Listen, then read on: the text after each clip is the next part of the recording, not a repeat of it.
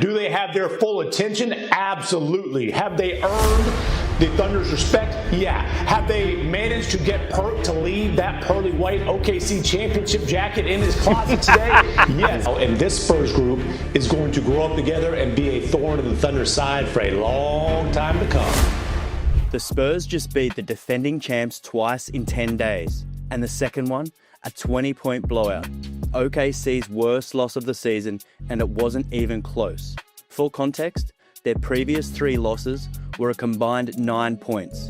San Antonio hung 130 points on them and made it look routine. A shot clock at 6, stepping back for 3.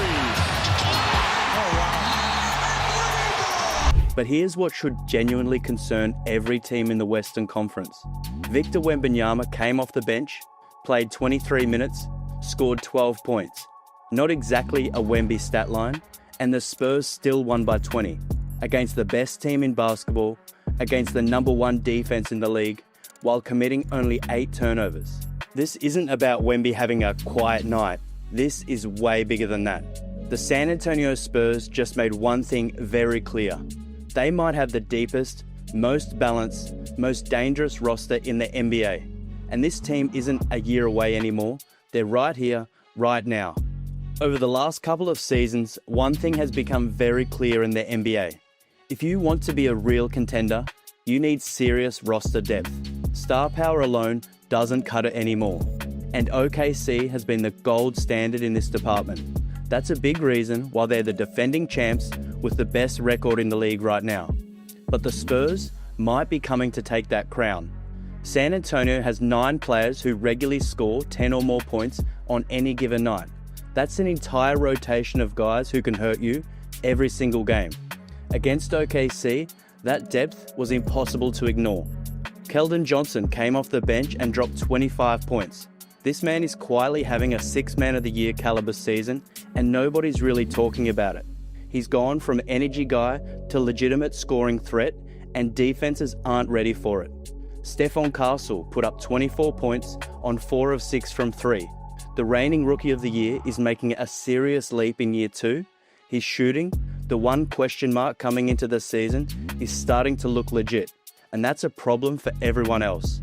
Harrison Barnes added 20. Steady and efficient, no wasted possessions, exactly what you want from a vet who's been in big moments before.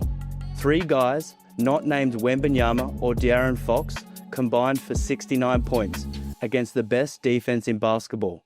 Think about that.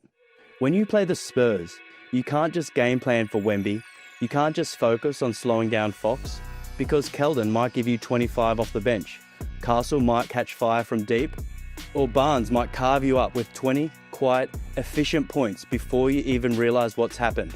You can't guard everyone, and the Spurs have everyone. This kind of depth is hard to beat. When your 7th or 8th man can explode for 20 points, you're not a team that's easily figured out. Usually, you're the team doing the figuring, because you have more ways to beat opponents than they have ways to stop you. San Antonio's roster construction is legitimately elite, and we're only scratching the surface of what this group can do. Okay, I'm gonna stop you here for a second. If you're still using those regular sportsbook apps, you're getting robbed. I'm serious. Delete it. Delete it now. Because Polymarket have made all of those apps obsolete, and I need to show you why. Okay, let me pull this up. So right now, Polymarket has Houston sitting at 36% to win tonight. And that feels low to me because Houston is bound to make a run and either tie it up or take the lead at some point. So I'm taking that trade right now and done. And here's what makes this completely different from sportsbooks. Sportsbooks take like $9 of every 100 you win.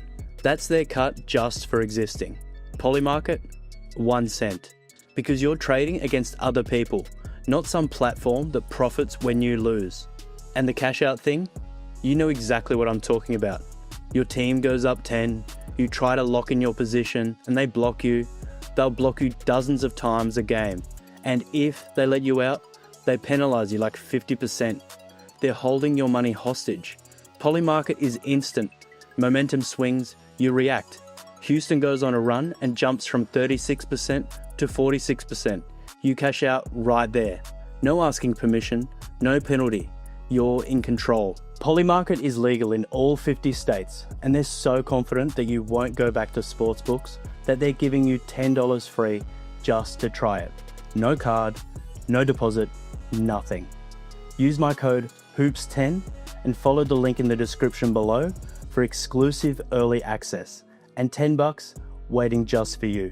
Stop letting the sportsbooks take your money. All right, let's get into Victor Wembanyama, but probably not the way you're expecting. For over 2 years now, we've measured Wemby's impact through box score, points, blocks, rebounds, and those numbers are ridiculous. 24.4 points, 12.3 rebounds, 3.3 blocks per game this season. But against OKC, he played just 23 minutes off the bench, 12 points, by normal standards, a quiet night for a generational talent. But the Spurs still won by 20. So what's actually happening here? How does a team demolish the defending champs when their best player doesn't put up a typical superstar stat line? Because most people have been measuring Wemby's value wrong this whole time. His real impact isn't the points he scores, it's what his presence allows everyone else to do. When Wemby's on the floor, San Antonio's perimeter defenders can play aggressive, in-your-face defense because everything funnels towards a 7'5" shot-blocking nightmare at the rim. Driving lanes that are open against other teams become traps against the Spurs. That changes the entire math of the game. And having a backup center like Luke Cornett anchoring the paint when Wemby sits makes it nearly impossible for any team to get easy points in the paint against the Spurs. Jalen Williams put it perfectly after the loss. They have good guards that take pride in playing defense. So when you add physicality and good defenders up there, and you can tell they are really trying to figure that out defensively, it causes its own little problems. Just look at what San Antonio did to Chet Holmgren. 7 points on 3 of 10 shooting. Complete neutralization.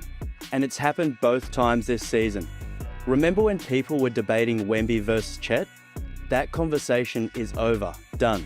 Wemby's operating on a different level, and the head-to-head matchups have made that painfully obvious. The Spurs' interior defense, with Wemby anchoring everything, makes it nearly impossible for opposing bigs to get comfortable, and Chet's been the biggest victim of that so far. OKC turned it over 13 times, San Antonio racked up 10 steals. The Spurs played suffocating defense all night, and Wemby's presence is what makes that possible. But here's the scary part for the rest of the league. Wemby doesn't need to score 35 for this team to dominate elite competition. His presence alone warps the game in San Antonio's favour. And on the nights when he does go off, good luck with that. There's a narrative that follows young teams everywhere. Fun to watch, exciting, but they can't win when it matters. Too many turnovers, they tighten up in big moments, always a year away from figuring it out. But the Spurs might be just shredding that narrative. Against the #1 defense